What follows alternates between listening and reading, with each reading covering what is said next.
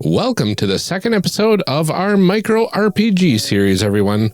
It's just Amelia and myself for this episode again today, but we get to cover a couple more really great games from James D'Amato's book, The Ultimate Micro RPG Book. But before we get to that, it's time for our normal announcements. We just have one big announcement this week. AcadeCon is kickstarting right now. Ooh. Woo! As of the release of this episode, there are about 9 days left on the campaign. We have always had so much fun at that convention. Like, it's such a good time. It's friend convention, honestly. It's like, it is. You have time to see people, you have time to like play games and just hang out. Like, it's just a wonderful little community. I definitely missed going last year. It was such a bummer. But hopefully November, like, fingers crossed. Yeah, fingers crossed. Right? So they are kickstarting right now. We'll put a link in the show notes if you can take a look. You can get tickets through the Kickstarter. Hopefully we will see everyone there. Yeah, and if you're unable to go and you want to support the convention anyway, or if you are a regular and want to support it, you can always get a tabletop little banner. It's true, and then they're projects. great for photo ops. You can hold your little sign and take a picture. That's what I do with ours. Absolutely. Yeah, so definitely check it out. It's a lot of fun. If things line up and Amelia and I are both able to attend, there'll definitely be a character creation cast panel. Yes. Because, of course, we need to make some random character nonsense again. God, it was such a good time. It's been too long. It's been too long. It was such a good time.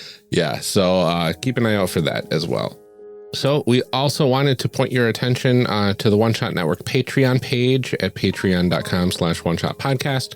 If you're not yet a patron, now is a great time to sign up, as relatively soon we're actually going to be releasing our first new bonus content for all the $5 and up patrons. We should have more on that probably as we head into August as well. We've had a lot of fun with the series, so you can expect more micro games probably like this from us, more character creation sessions possibly for games that we've already covered. Who knows what else we'll get up to, but we got plans. Man, we'll roll on some random tables. Yeah. We're looking for all kinds of fun things too. And honestly, if there's, some kind of weird thing that you'd love to hear, let us know, because we get to the Patreon episodes are nice because we don't have to follow our regular format. We can kind of just freestyle and do what we want. It gives us a little more wiggle room. So if there's something that you'd like to hear from us that we haven't done too, feel free to let us know and we can take a look. Yeah, absolutely. For now, let's get to the show where we will be covering It Wants Souls and Van Gogh's Ear. Enjoy.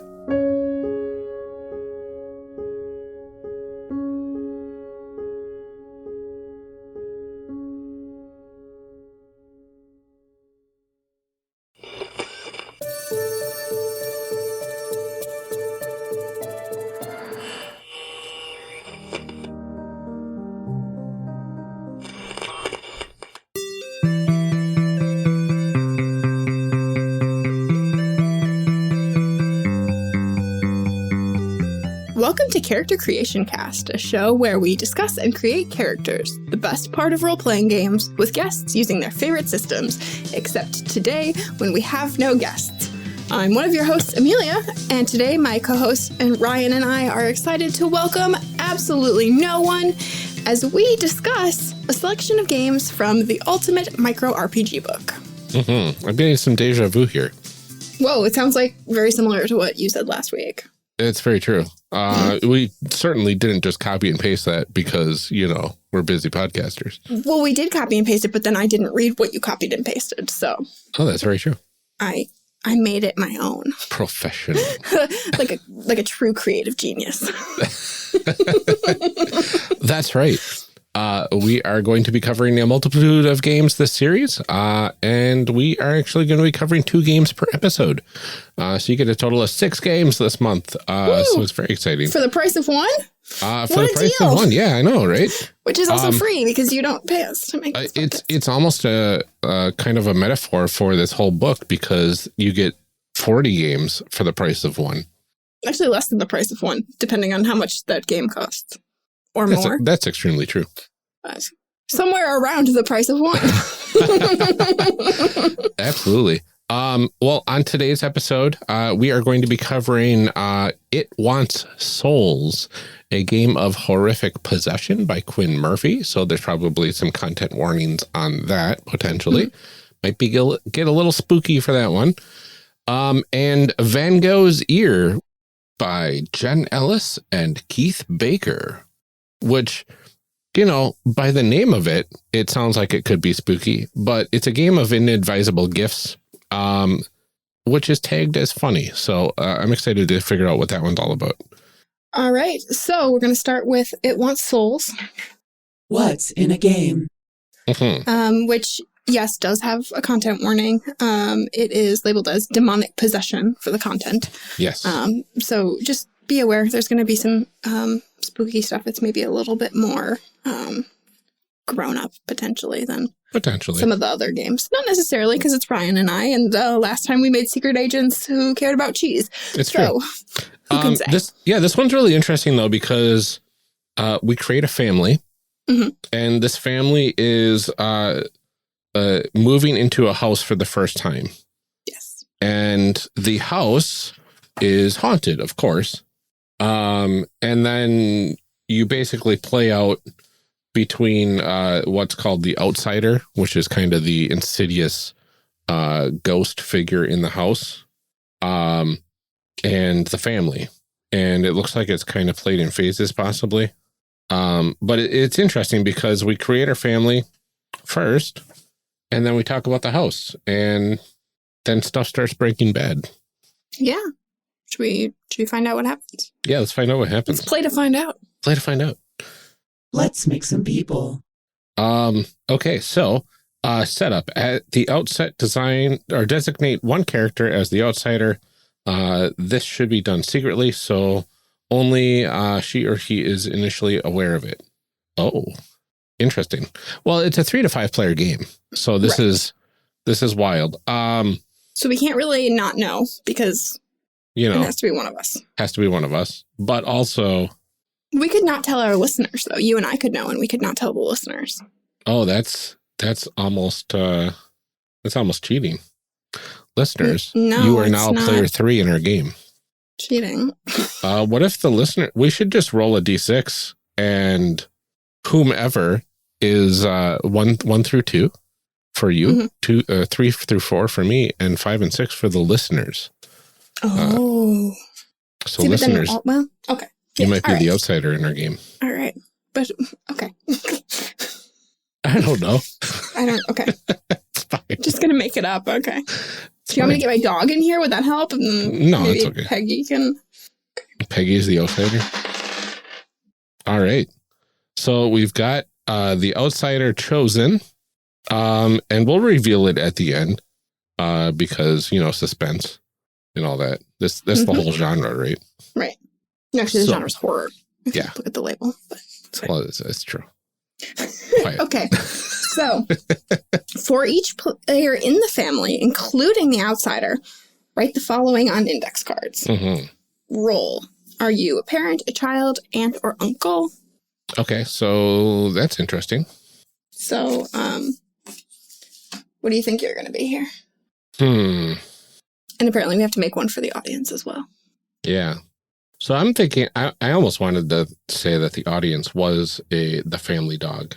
I don't think is that a choice? I don't know. I mean, we can make things up, right? They can be an estranged uncle. Oh, okay. Does it have to be estranged, though? Oh, I don't know. Let's just say that the audience is a child. Okay. Do we want to be the parents? Sure. Oh, that's adorable. Do you want to be mom or dad? I'm fine with either. Okay, I want to be the dad. Okay, I'll be the mom. Okay. I mean, you could also be a dad if you wanted to. I mean, that's fair. I'll be the demigirl mom. Okay. She, they pronouns. You can be a she, they mom. She, they, mom. Okay. All right, so we got mom, she, they, dad, he, him, child, they, them. They, them. Hey, there you go. Because we've got a plural audience. One would hope at this point. If you're still with us after the cheese fiasco from last episode. That's actually, our audience is actually not plural anymore. Just.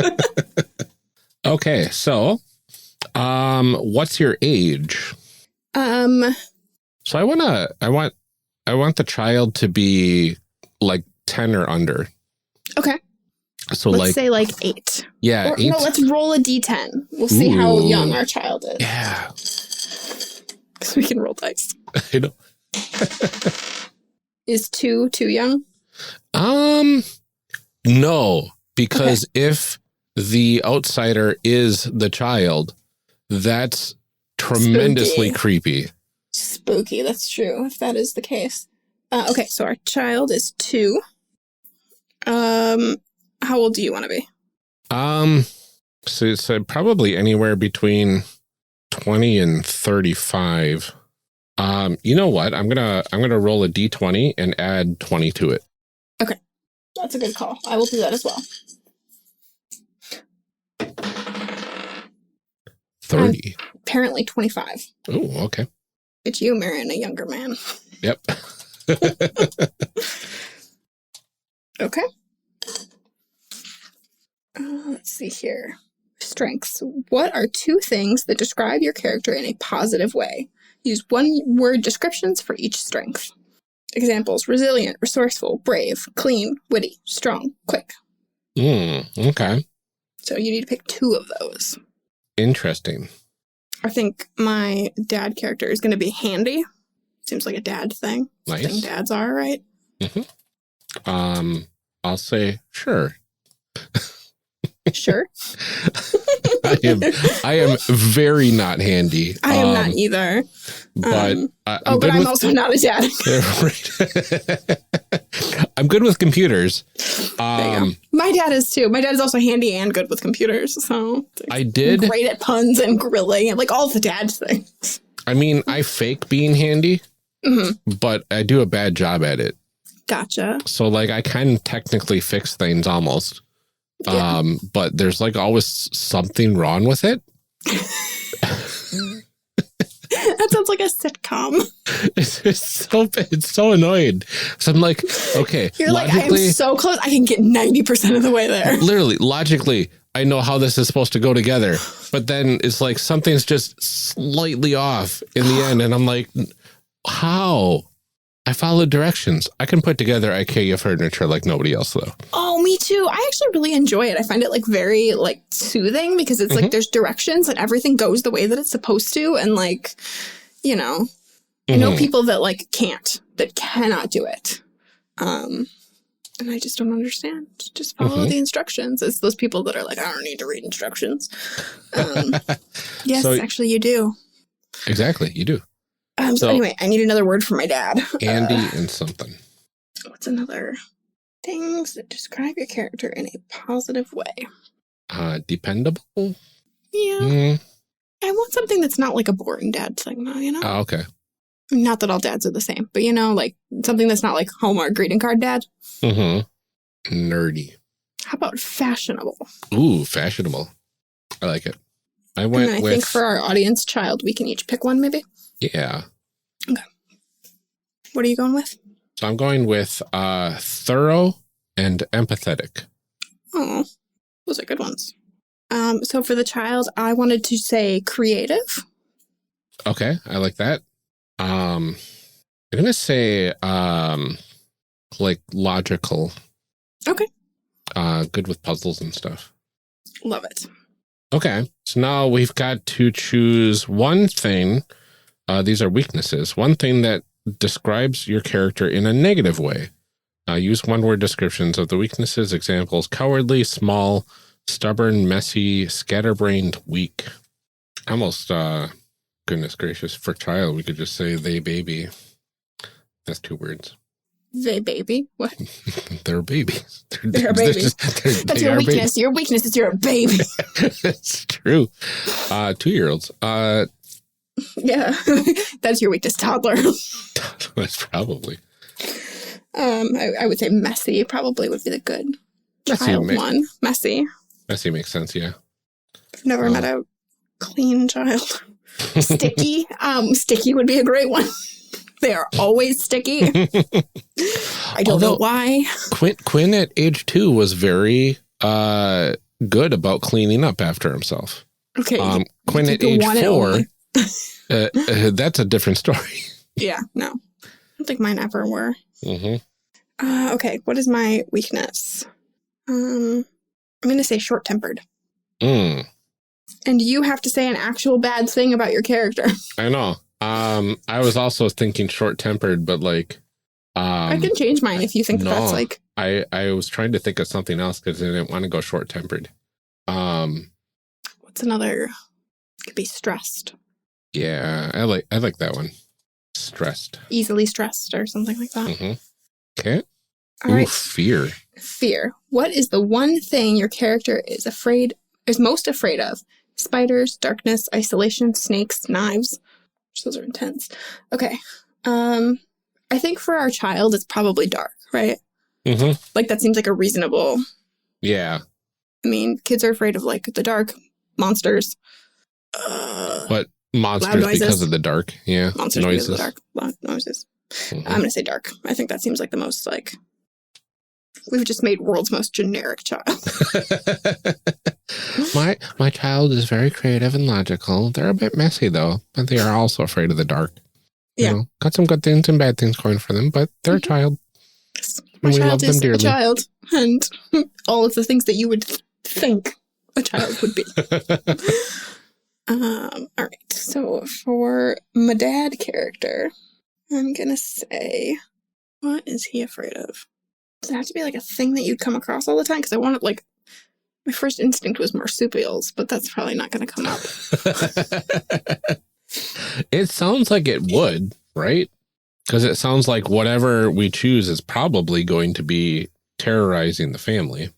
It's another good, like, you know what? I'm going to be not myself, and I'm going to say that this dad is afraid of blood. Oh, there you go. Like my real dad. Oh, yeah.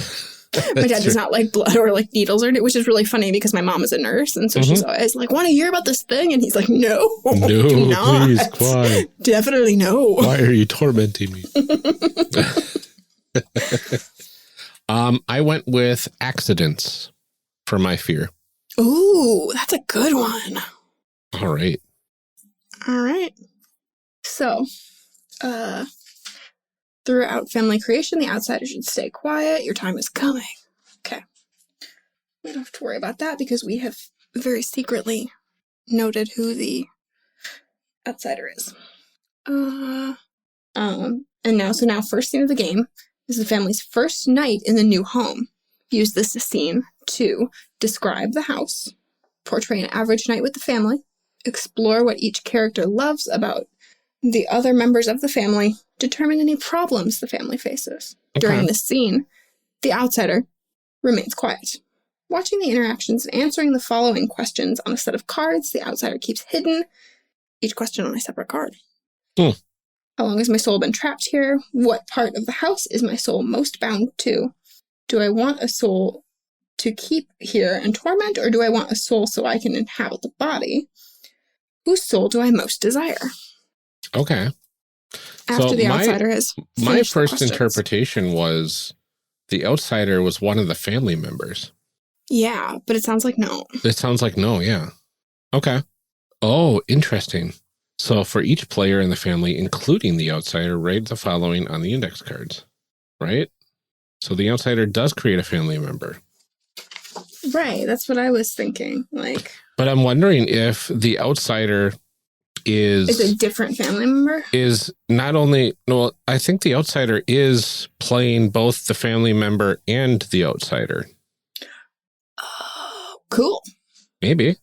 Yeah, so this this game is inspired by movies like Insidious, The Conjuring, Sinister, Guessing, Paranormal Activity. It says designate one character as the outsider, not one player. Yeah, that's true. This is really interesting. Okay. And then for each player in the family, including the outsider. Right, following. Yeah. Your family has moved into a new home and is soon terrorized by a being from beyond. You have few clues to its origins or nature. Whatever it is, it wants souls. So the family wants to... Yeah, so I think you're doing both. Yeah, I think you're doing both at that point. Yeah. Okay.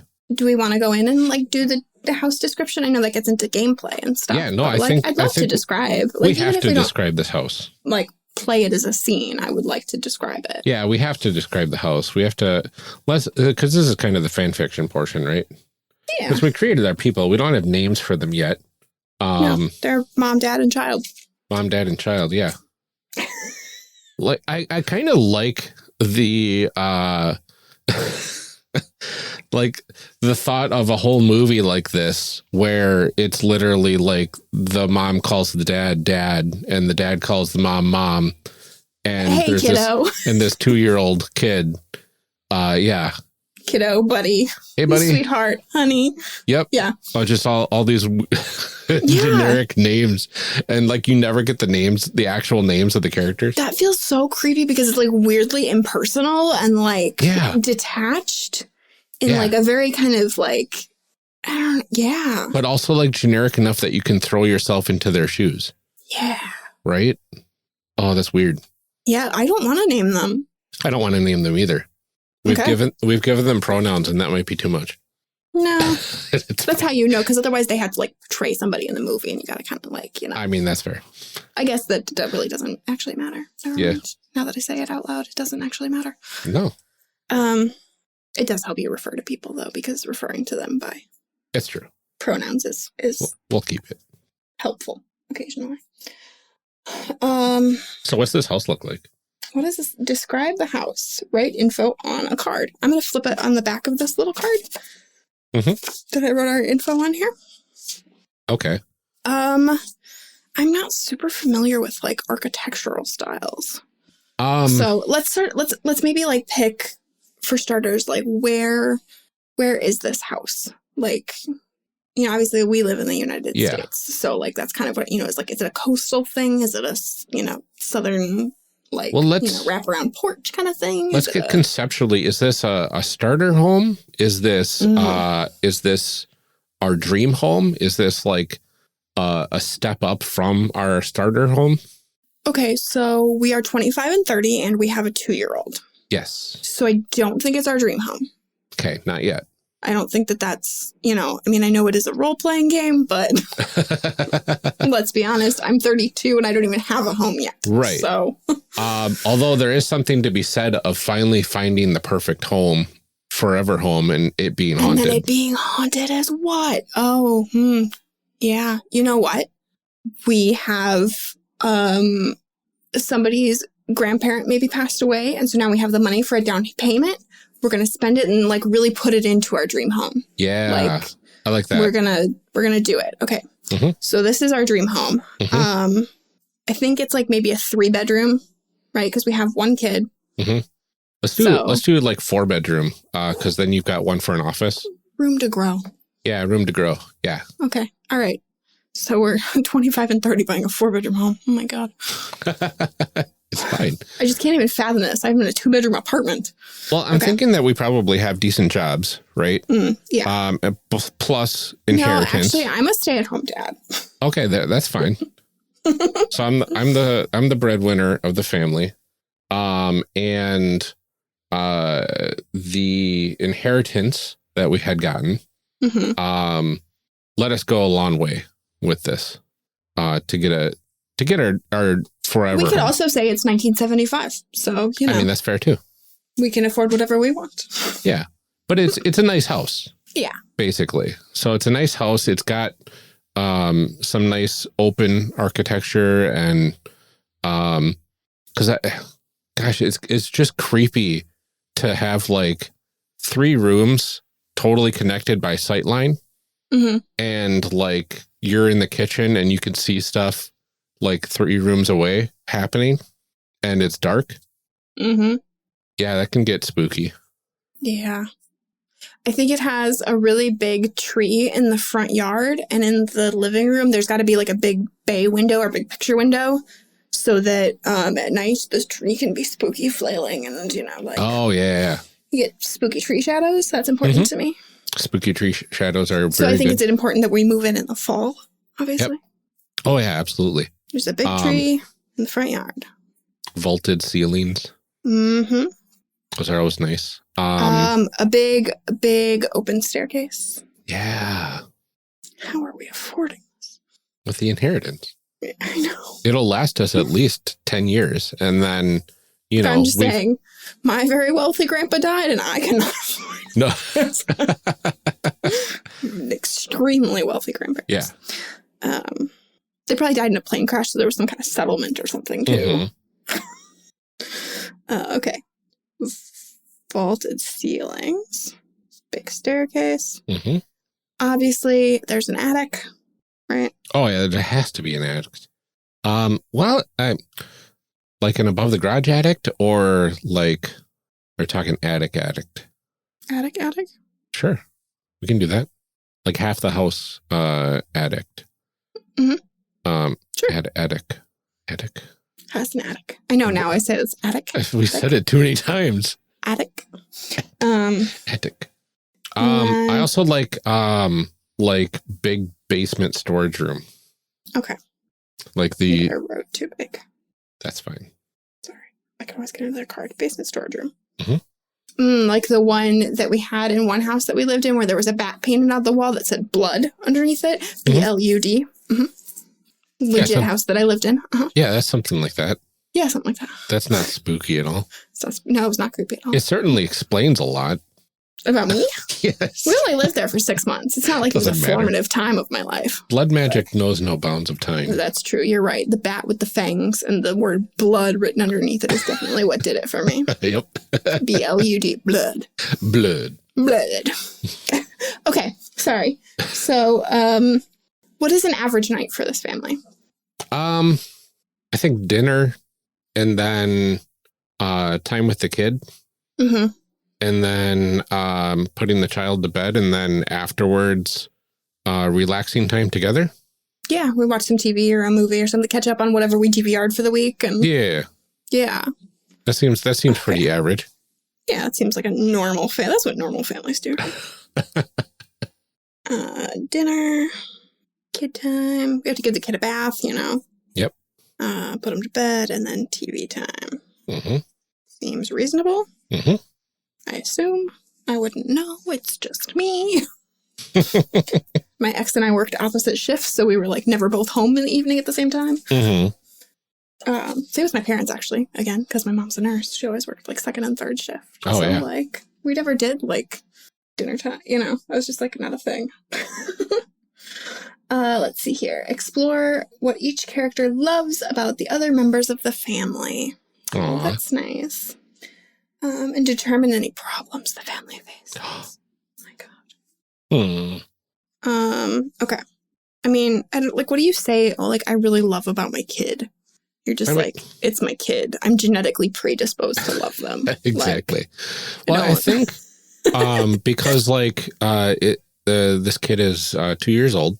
We love that they are not fussy. Oh, man. You have made a dream child, Ryan. I know. Which makes it all the more spooky. They don't cry during dinner time. Yeah. And even if you go to a restaurant, they don't cry. Yeah.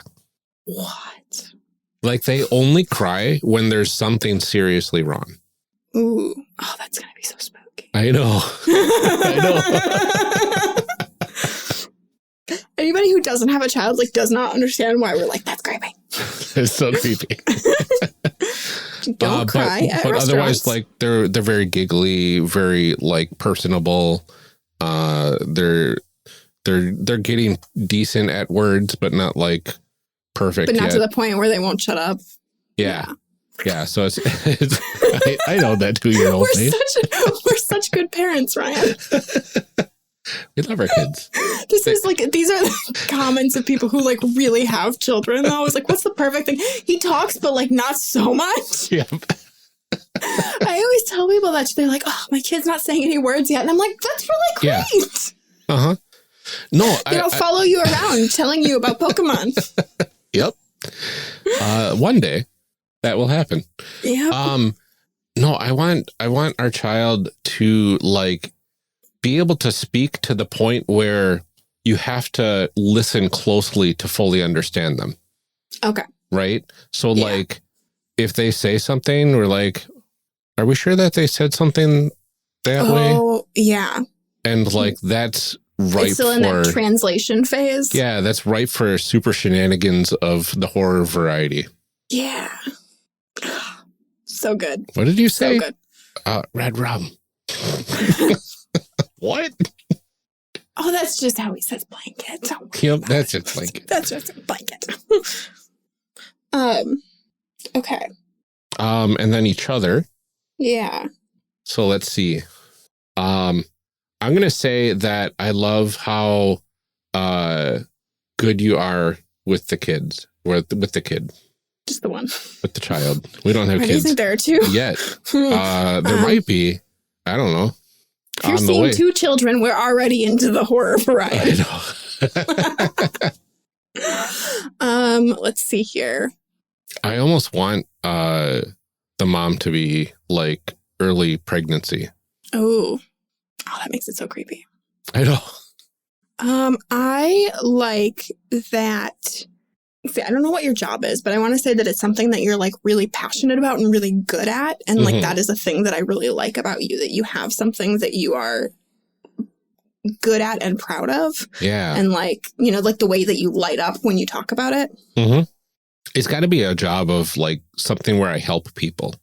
Right. But requires a lot of like bureaucracy and paperwork or something like that. Yeah. So maybe you're like a social worker or something like that. Yeah, I can see that working out. I don't see that like paying for a dream home possibly, but no, maybe. That's what the inheritance was for. That's true. We'll get there. And you know, like maybe I'm not a stay-at-home dad. Maybe I'm like a work from home or like a freelance creative type. Fashion. That's right. I am very fashionable. Maybe I am. Yeah.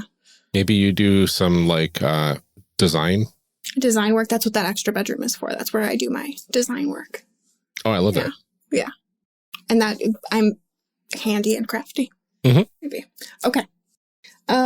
So what problems are we having? Yeah. I think maybe we had to move into this dream home. Yeah. And that maybe has been kind of tough because you're good at your job and like all that kind of stuff, but you had to move to like a new city and a new department to be a social worker here. Yeah. And so like that's put a lot of strain on you and your job and like learning, you know, a whole new sort of like system and all that kind of stuff has been really difficult.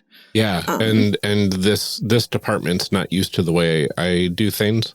Right. So it's like they're kind of grading against me to try to do things their way. Right. And I think like because I'm working from home, I feel like pretty isolated because my friends aren't here and I don't have like that support network around me. Oh, yeah. So it's just been putting a lot of strain, I think, on both of us. Like I think we both wanted the move, but it's been hard on both of us in different ways. Yeah. And I think both of us are experiencing that like lack of friendship. Yeah. Because like I'm grading people at work the wrong way. And, you know, everybody else there is like this like work kind of clicky mentality of sorts. And I can't get friends there somehow. Yeah. That's unfortunate. Wow. Oh, sad. This is really sad. Okay. I like don't want these people to be haunted. They're already having a tough time. Only in a way, right? But they're at the beginning stages. This is the first time that they're kind of in their dream home now. Yeah. Right? Yeah. So the first night in the new dream home, we basically say what the home was like, right? It probably we've got boxes everywhere because we just moved in. We got our bedrooms set up. The moving companies helped us since we're in a completely different city. Right. And we're, mid unpacking. So we both have time off for this and we're fresh in this city and fresh at our new jobs and stuff, at least for me. So during this scene, the outsider remains quiet, watching the interactions and answering the following questions on a set of cards. The outsider keeps hidden, each question on a separate card. Oh, okay. So now the secret outsider will do this process. Okay. Let's see here. Making terror. The family starts scenes. The outsider interrupts the family member creating the scene by making terror. The outsider describes how things go bad. See, then everyone's going to know who the outsider is, though. Well, I mean, we can kind of, quote unquote, give up the ghost at this point, right? Ghost. Because we made our people, right? And that was, Right. and we made our house. And this is where we would actually get into the gameplay itself, right? That's true. That's true. So I suppose that, like, when we go through, I can talk about what I wrote on the cards. Okay. And why. See, I thought I was the outsider. No, it was a 3. You said you were 1 and 2. I was 3 and 4. Oh, I thought you were 1 and 2. Nope. That's fine. Whatever. Wait, I mean, if you want to have answers, that's fine. We can both say that we what our answers were, because I am interested, I guess. Yeah. We could say that we did it wrong all along anyway. Right. And actually, we're both the outsiders. Oh, fancy. And then we can, we can tell 2 different stories there. That's true, too. Oh, I only answered half the questions, though. Oh, okay. Do you want to answer the other 2? That's fine. I can. Yeah, let me do that. The last 2 are pretty short, I think, right? Mm-hmm. They're kind of like, not yes or no, but, Right. Has it occurred to you that we're actually, like, very good at this? We are very good at this. We're really good at this. Okay, so I've got my answers. Yeah, I'm going to lock those in. Okay. Mine are written down on cards, so I can prove that. There you go. Okay, so we've described our house. We made our family. Mm-hmm. We did our secret roll to determine who the outsider was. Yes. So that the audience wouldn't hear it. We then misinterpreted the roll. And both thought we were the outsider. Uh-huh. Because Ryan couldn't remember who he assigned which numbers to. I have audio evidence of it. I guess when you edit, you'll find out who was right. I'm pretty sure you said you were 1 and 2 and I was 3 and 4. Right. And we rolled a 3. Yep. So we rolled a 3. I rolled a 3. Yep. So it wasn't you. It wasn't you, dear audience. You don't have homework to do for this episode. Yes. You, sweet baby, are fine. Yep. So if you were following along at home and writing things down on cards, because you have the book and could see what you need to be doing, I'm so sorry it was not you. Mm-hmm. Though do please email us and tell us what you came up with. Because it's interesting. So we actually both came up with something secretly. Right. So so we've got kind of like parallel universes going on here. Yeah, parallel spooky situations. Uh-huh. I'm missing a card. No, they're stuck together. Okay. So for the outsider, you were supposed to answer 4 questions, 1 on each card. The questions: how long has my soul been trapped here? Mm-hmm. What did you write, Ryan? Since the house was built. Oh, but we didn't say how old the house was. Exactly. It's fine. Oh, okay. But just the fact that the house was built trapped my soul here. Oh, interesting. Okay, I said 50 years. Okay.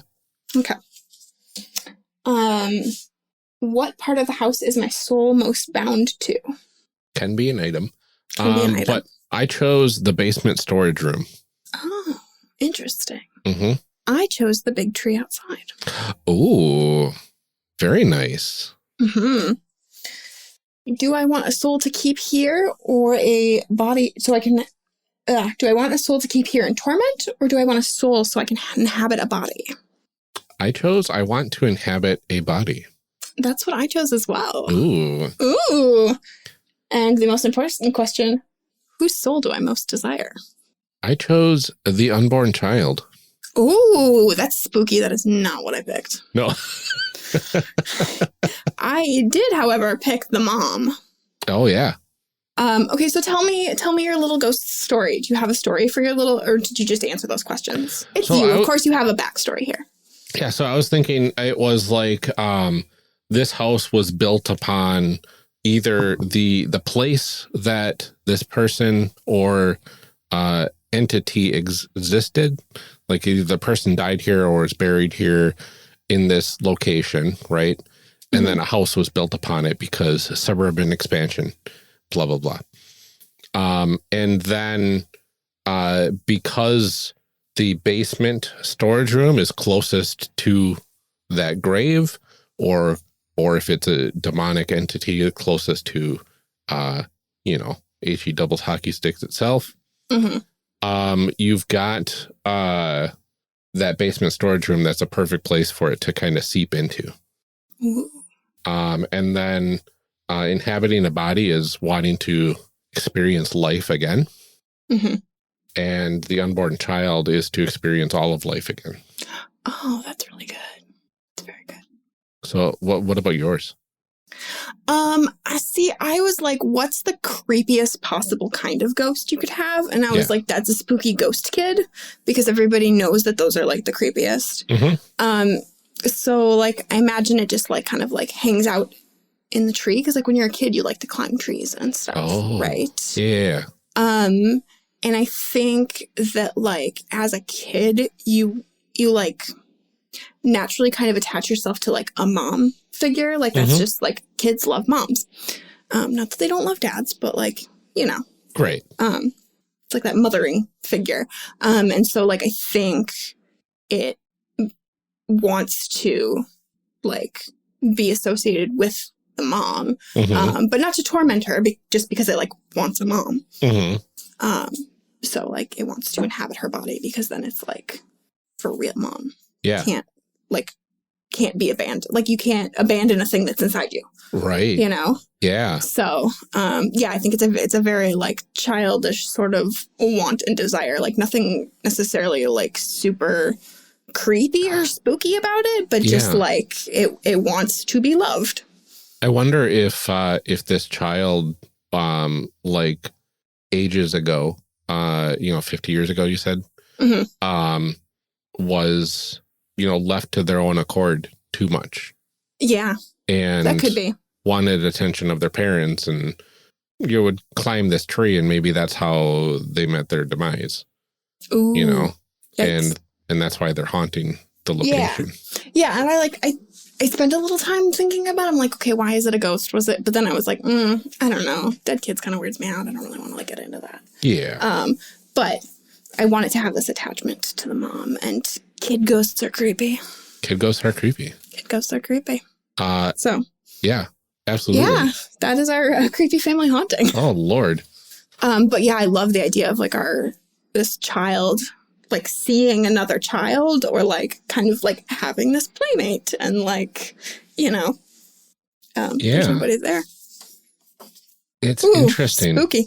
So yeah, terror stuff happens. There's stuff about living in the home. After arrival, each character gets a scene in which they are doing something to make life normal. And you get to see how long after the previous scene this scene takes place. You roll 1d6, so it could be a few days, a few weeks, or a few months. So you're constantly kicking the timeline down every scene you do. And then you ask, does the scene build the family, or do you discover more about the outsider? You just go through this, and then you get some sort of roll off at the end of the game. Yeah. And there's part of it, it's like, are you pretending things are normal? Are you trying to get like religious help? Do you have scientists come in to figure out what's going on? Like you spend a little bit of time in the game too, trying to like determine what's up with the spooky house and the people and the but I like this really strong mix in this game of like the very mundane of like describing a family dinner. Yeah. And then like the very creepy of like, what is this outsider doing? Like you roll, it's like, does it possess a family member, turn the house against the family, like all kinds of things. Yeah, there's a lot of wild stuff that can happen in this game. And then at the end, the roll off is, you've got the family gets a number of D6s based on the number of family members, the number of seen cards without X's, and the number of revealed outsider cards.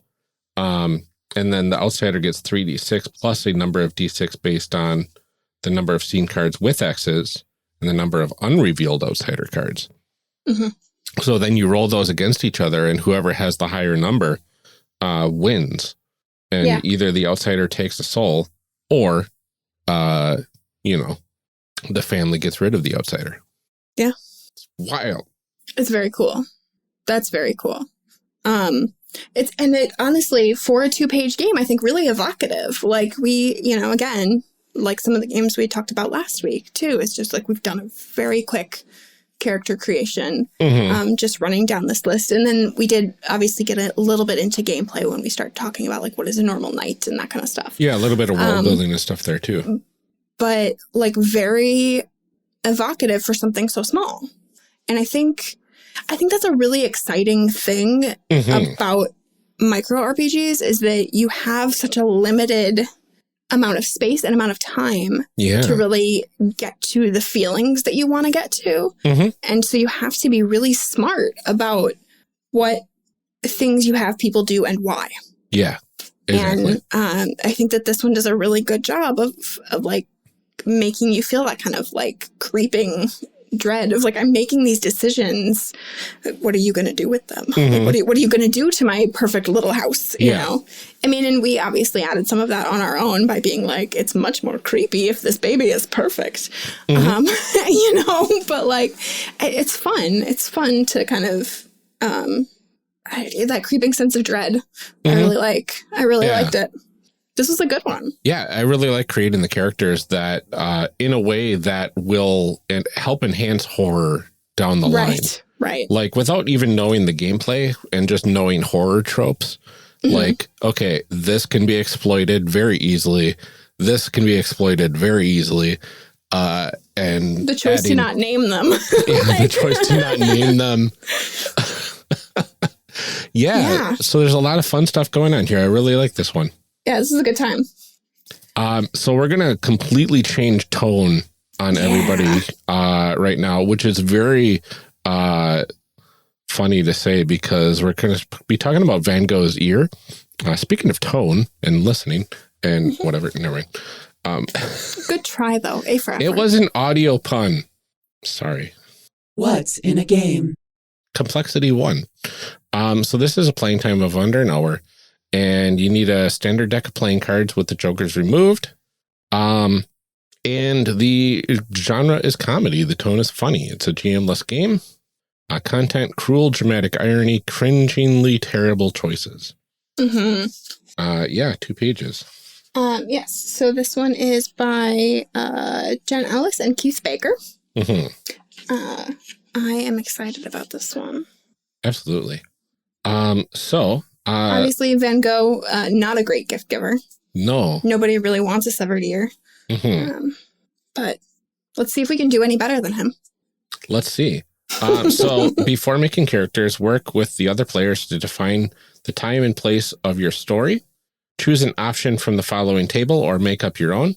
I like tables, so let's do that. We love a good table. The setting will inform your choices in making your characters and relationships. And will provide some sense of what gifts are possible.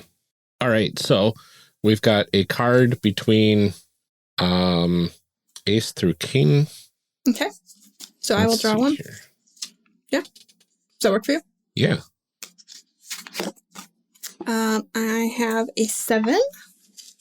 Okay, so the setting is a fallout shelter the day after. Okay. Whoa, okay. Well, that escalated quickly. Yeah.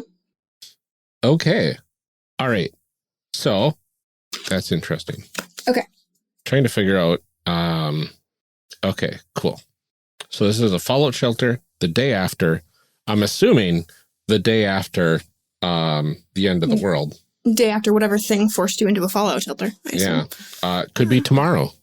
The day after tomorrow.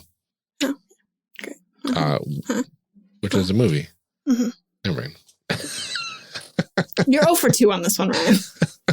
I think I'm hilarious. Let's make some people. All right, I need cards.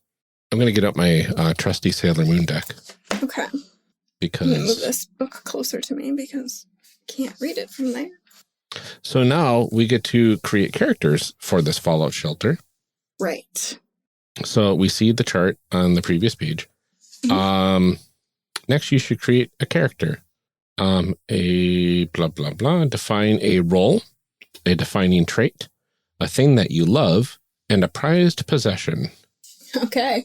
All right. So I really want to do cards for these ones as well. Oh, yeah. I love a good random draw. So I'm going to draw for mine. Oops. I'm going to draw for mine if you want to draw for yours, and then we can kind of meet back up and explain what we got. Yeah, that sounds great. Okay. Okay.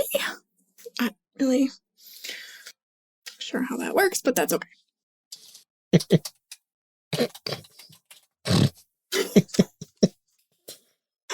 All right. Oh, Lord. Oh. All right. Are you ready? I'm ready. Okay. So for my role, Yeah. I am an actor. Ooh. My defining trait is that I'm shy. Aw. I love romance. Okay. And my prized possession is a child. It's a child. Okay.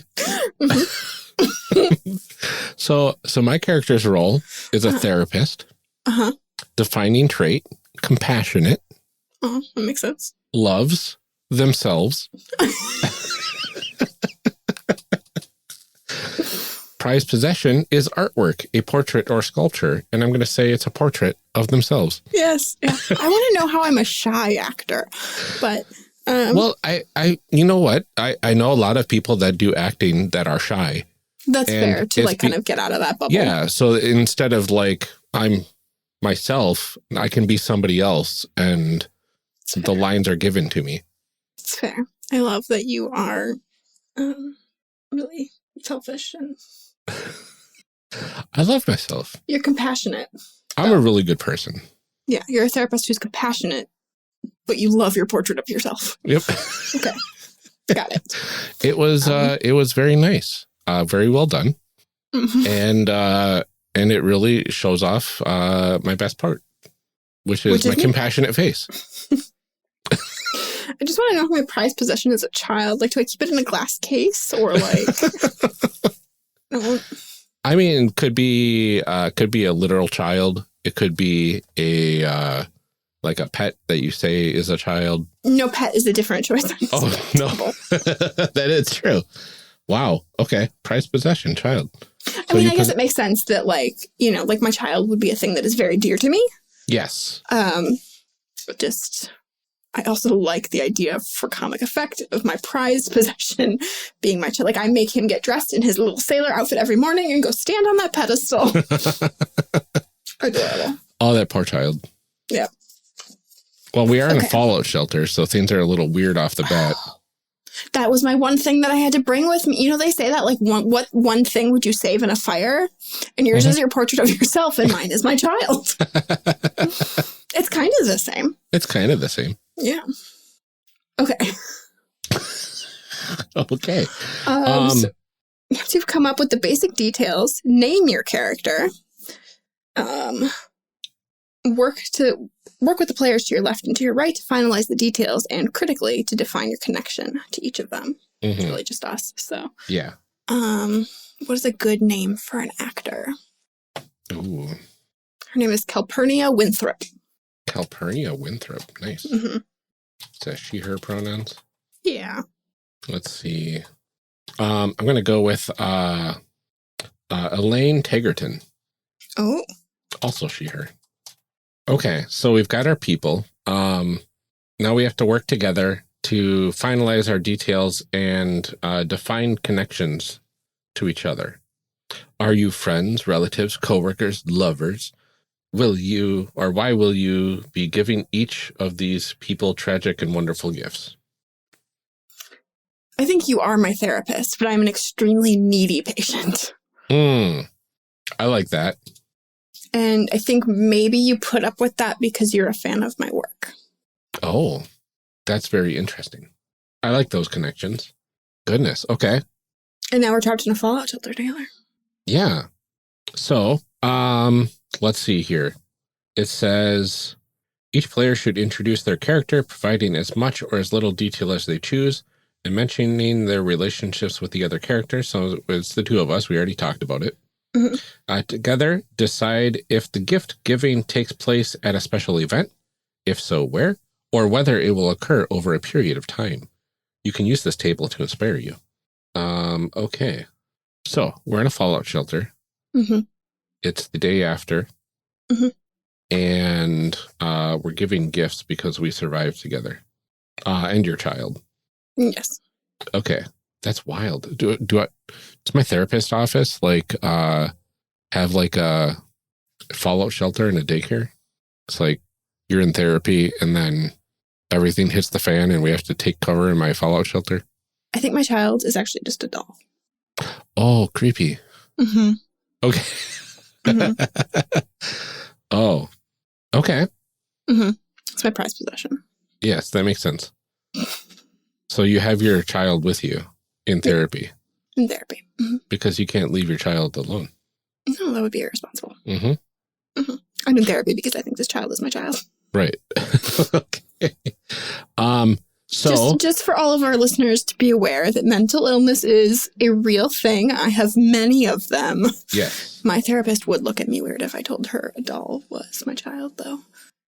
And she says a lot of things about me because I've been seeing her for like 10 years. It's fine. Okay. So we've got that set up. And now this is, for me, an eternal therapy session. Isn't that great? I know. For free. For free. Because it's, what's money anymore now that the world has ended. Right. Well, you can't bill the insurance company, so you're not getting paid. Exactly. Money doesn't matter. We've got our canned food for the next 15 years before it's safe enough. Yeah, before it's safe enough to get to the surface and pay for everything in bottle caps. Okay. So we have to introduce our characters. Yeah. Right. Yeah. So we've done that. And then we've got these other things to answer as well. A few things to consider. What does your character have? So what sort of things would your character have access to based on your role in the setting? So I guess the question is, like, how posh is this fallout shelter? Is this like fallout shelter to the stars? Or is this like, crap, we didn't know anything was coming, get to the basement? I like the latter. Okay. Like it's a preparedness shelter. Like it's prepared. It's comfortable. It's got some stuff. It's got stuff. It's got room for like maybe 4 or 5 families. Oh, and okay. enough supply for that many for about 10 to 15 years. Oh, wow. Okay.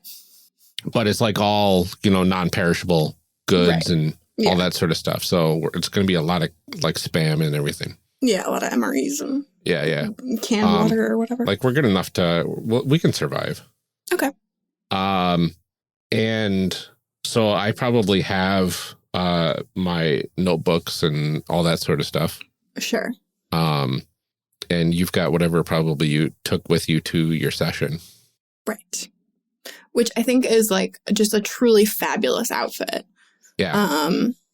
It's not like, not like, like TMZ Stars Day Out kind of outfit. I'm thinking like 1920s, like sparkly flapper dress and like a scarf and like a head, feathers that like just like over the top. Like, I don't know what year it is that we're playing in, but it doesn't matter. That's what I'm wearing. Okay. And my doll is, it's like a little porcelain doll. And so it has hair that's in like perfect, like ringlet curls and like a very ruffly, lacy dress. Okay. Yeah, just very fancy. And it is like pristine. Even though I carry it around everywhere, it is like in remarkably good shape. Yeah. Okay. So, what was the thing? You love romance. Yes, I love romance. And you love yourself. And I love myself. So now we have to think about what the other character wants. And so it says, what they love and prize. What's the most thoughtful and meaningful gift you could give them? And also, what does this gift cost you? What is the tragic sacrifice your character has to make to acquire or create this gift? Wow. So like we're in a fallout shelter, so no matter what we give the other person, like it's from a very limited supply of things. Yes. Right? Yeah. It's got to be tragic. It's got to be tragic. Okay. I think because I love romance, I am going to say that like when we're trapped in this fallout shelter, you are the person that I know the best. Mm-hmm. And I like develop these like romantic ideals for you. So I paint my doll to look like you. Oh. Okay. And potentially give that to you. Oh, wow. That's a really big... It's like proof of how much I care about you. And growth as well. Yes. Wow. I'm getting rid of the doll, the thing that you have been asking me to do. Yeah. I was listening in our therapy sessions. Plus it's art. Right. So it's like even better. Right. Wow. Okay. Not creepy at all, but I like it.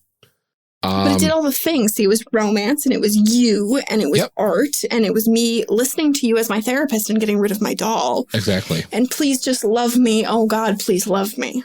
You know what? Let's see here. Goodness. So romance, child. So it's got to be something probably grandiose. Oh, goodness. Because we're going to be stuck down here for like over a decade. Together. A long time, potentially. Might be just us. Might be forever. So yeah, I think my character would probably reciprocate those romantic feelings. Being a fan of yours, being a fan of your character, and like being a little starstruck since the beginning. Like you're like such a brilliant actor. So like, I would probably like. I would probably try to make a like a child doll as well, out of like old clothing and stuff, and like stuffing, and try to create like a plushie sort of doll, like based on one of your characters. From one of your earlier pieces or whatever. Ooh, cool. Which would be kind of fun, and then it would be like a play pal for your child. Yeah, which you have given me. It's pretty good. So like, I can kind of see it being like we're starting this family of dolls. Oh, this creepy doll family. Yep. Oh. So cute. And the first one looks like you. I know. And the second one looks like you. That's how you know it's yours. And the second one looks like you. It's my doll, but it looks like you. So that's how you know that it's also your child. I know. It's true. And my child. It's our child.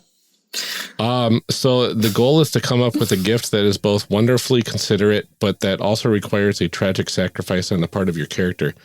Oh, goodness gracious. My other thought for you was that you could repaint your painting of yourself to be a painting of us. Oh, yeah. And I'm not the greatest at painting. I don't know if I am either, but I painted my doll anyway. No, I think what it is we set you and the two dolls up, and then I paint over my painting to incorporate you and the two dolls into our family portrait. Oh. Yeah. Look at our entirely codependent Fallout Shelter little gay family. This is so not healthy. RPGs. Yay! They can do anything. You want a gay family of dolls in a Fallout shelter? Have I got a game for you? Wow. We just played the game, I think. I think we did. Oh my goodness. Yeah, so it actually goes on for once every character has given and received 2 gifts, then you take a moment to reflect on the final situation Did anyone actually come out ahead? Despite receiving and giving terrible gifts, are they somehow better off? Who made the most significant sacrifice? And will anyone actually enjoy their gifts? You know what? I think we're both very happy. I think we really did sacrifice something, but we made the best of the situation. We earned love. Yeah, it's fine. You know what? You do what you can at the end of the world. It's true. You know, you make the best of what you have. Yeah, exactly. Yeah, I think we did that. This is really this is such a silly game. I love it so much. I could see this being a lot of fun with like a lot of people, especially if like your connections to each other, you know, like aren't in pairs like that. Mm-hmm. If they're not in pairs like that, you can kind of like, you know, I'm giving you a gift, but you're not reciprocating. Yeah, and kind of one-upping each other and all that sort of, because you have to give 2 gifts or receive 2 gifts. Right. Yeah, this would be fun. Yeah, this would be a lot of fun. This could get super wild. And just the fact that everything was kind of coded because we pulled Fallout Shelter the day after for our scenario. Right. There are so many, like you could get the Royal Dungeon, Prom Night, 19th Century Paris. There's a whole bunch of different cool options on here. Yeah, I like Office Christmas Party. Yeah. Like just terrible Secret Santas. Yeah. Could be a lot of fun. Could be a lot of fun. Yeah, this is a very cool one. Yeah, this one's really great. Complexity is 1 out of 4. So yeah, it's really, really neat. Yeah. Goodness. Cool. Yeah, I don't know if there's much else we can say about this game. I mean, I don't think so. Character creation was pretty straightforward, and we got some decent thought processes out of that. Yeah, I definitely think if you had more people and you went a couple of rounds, it would be a lot of fun to sort of like dig into who these people really are. Yeah. But even just like the base sort of pulls that we made on like who a person is, what they care about, you know, that kind of stuff was pretty evocative. Mm-hmm. And there's a lot of fun options in there. Absolutely. So yeah, this was a good game. This was really good. Both of these games were a lot of fun. So. Yeah.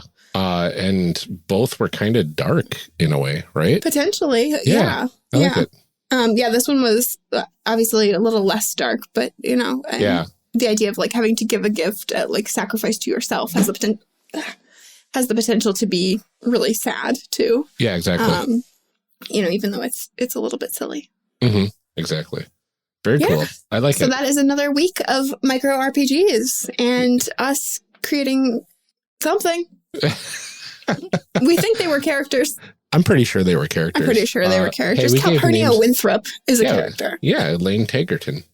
We've got the classy names going on here. Absolutely. Yeah. So we will be back next week with 2 more games. Absolutely. We'll see you then.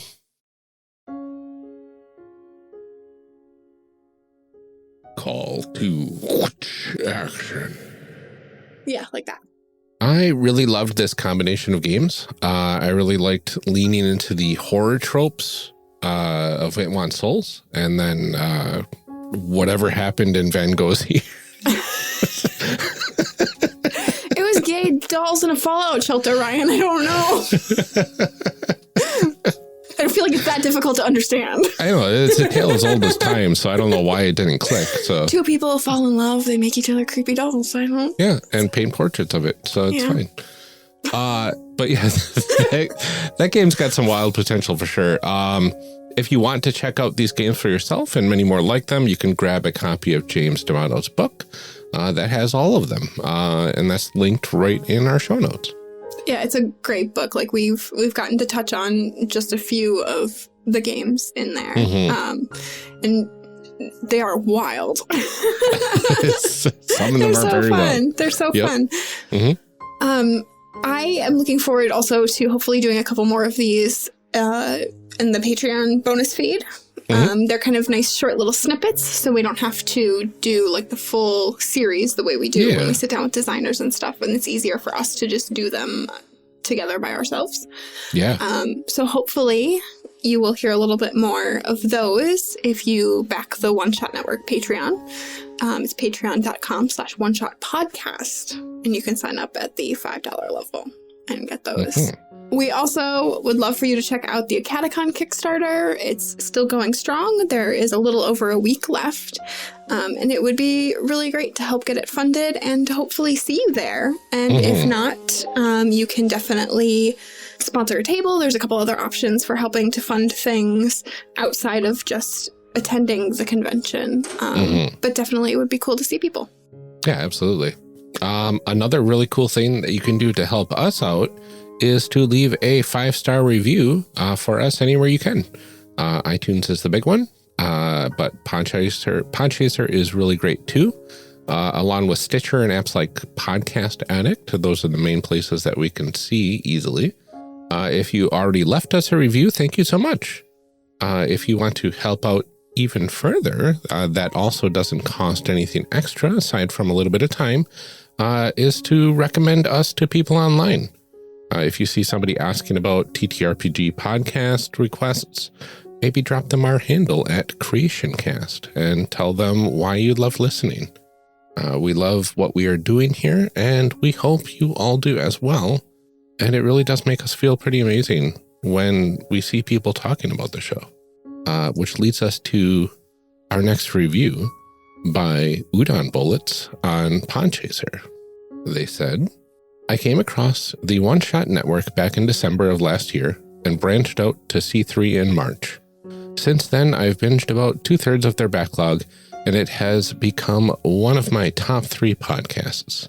Amelia and Ryan do a great job diving into various TTRPG systems through the lens of character creation.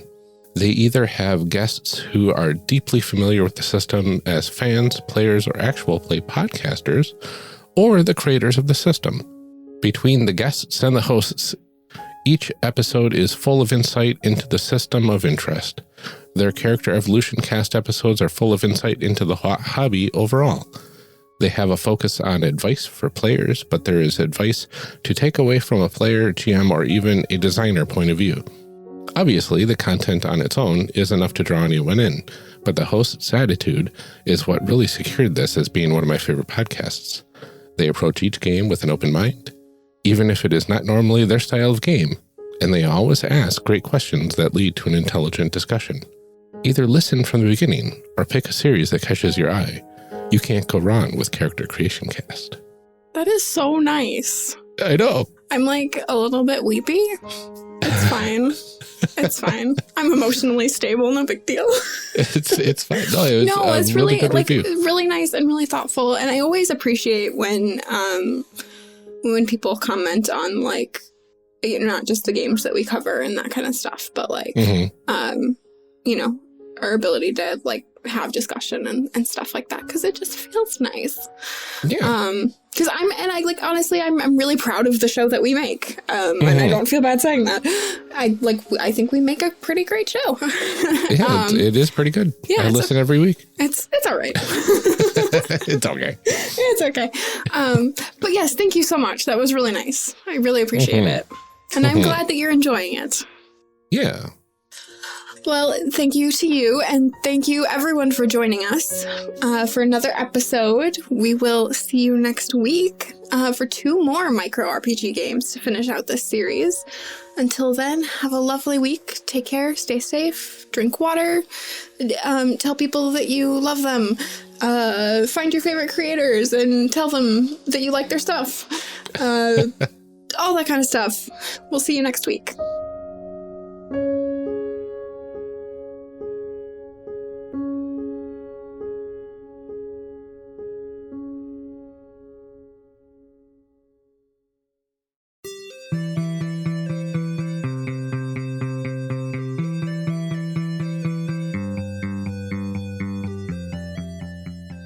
Character Creation Cast is a production of the One Shot Podcast Network and can be found online at www.charactercreationcast.com. Head to the website to get more information on our hosts, this show, and even our press kit. Character Creation Cast can also be found on Twitter at CreationCast or on our Discord server at discord.charactercreationcast.com. I'm one of your hosts, Ryan Bolter, and I can be found on Twitter at Lord Neptune or online at lordneptune.com. Our other host, Amelia and Ryan, can be found on Twitter at Ginger Reckoning. Music for this episode is used with a Creative Commons license or with permission from the podcast they originated from. Further information can be found within the show notes. Our main theme music is Hero Remix by Steve Combs and is used with a Creative Commons license. This podcast is owned by us under Creative Commons. This episode was edited by Ryan Bolter. Further information for the game systems used and today's guests can be found in the show notes. If you'd like to leave us a rating or review, we have links to various review platforms out there, including Apple Podcasts, in our show notes. Also, check the show notes for links to our other projects. Thanks for joining us, and remember, we find that the best part of any role-playing game is character creation. So go out there and create some amazing people. We will see you next time.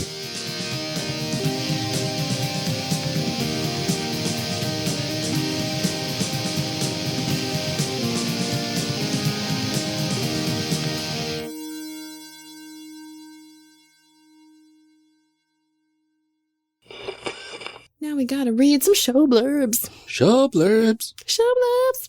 Show blurbs. Show blurbs. Character Creation Cast is hosted by the One Shot Podcast Network. If you enjoyed our show, visit oneshotpodcast.com, where you'll find other great shows like System Mastery. System Mastery is a delightful stroll through the history of role-playing games. Except the games are terrible, and the hosts are real jerks about everything. Join hosts Jeff and John as they explore the weirdest games ever made to talk about what worked, what went wrong, and which Silverhawk was the best. It was Hot Wing, don't even add us. Find their shows at systemmasterypodcast.com or oneshotpodcast.com. Finally,